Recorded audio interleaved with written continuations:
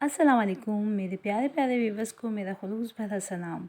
अल्लाह पाक से दुआ है कि हमारी रोज़ी में, रिस्क में, कारोबार में और हमारी ज़िंदगियों में खैर व बरकत अता फ़रमाए और हमें ना सिर्फ रिस्क हलाल खाने की बल्कि रिस्क हलाल कमाने की भी तौफ़ीक अता फ़रमाए। आमीन सुम आमीन। अच्छा जी, आज जो रेसिपी मैं आप लोगों के साथ शेयर करने वाली हूँ वो है कच्चे आम का या कच्ची केरी, इन्हीं दोनों नाम से इसको पुकारा जाता है। कच्ची केरी का शरबत या कच्चे आम भी कुछ लोग कहते हैं। अच्छा जी, केरी को तकरीबन जो मैंने 1 किलो ली है उन केरी को अच्छी तरह धो के उसको छील लिया है, छील के काट लिया है, एक पतीली में डाला और फिर उस पर 1 टेबल स्पून काला नमक, 4 से 5 हरी मिर्चें मोटी वाली, ठीक है, पतली वाली नहीं, मोटी वाली में हरी मिर्ची डाली हैं।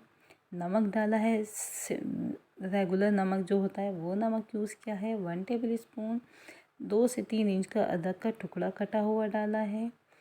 तो तकरीबन 2 लीटर पानी डालकर उसको खूब पकाया। जब वो पक गया तकरीबन 50% तो उसमें पुदीने के पत्ते डाल दिए हैं और जो केरी की गुठलियाँ निकाल ली थी अलग से वो भी शामिल कर दिए हैं।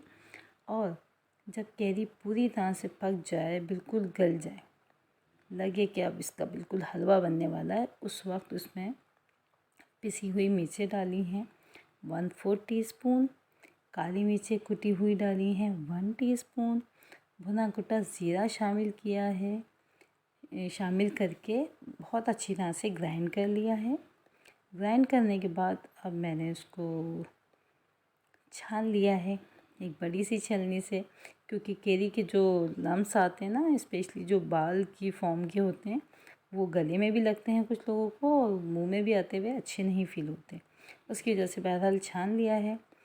फिर चीनी और लाल मिर्चें बहुत माइनर क्वांटिटी में मिक्स करके गिलास के किनारे पे लगाइए और केरी का शरबत उसमें डालकर, बर्फ़ डालकर उसको पेश करें।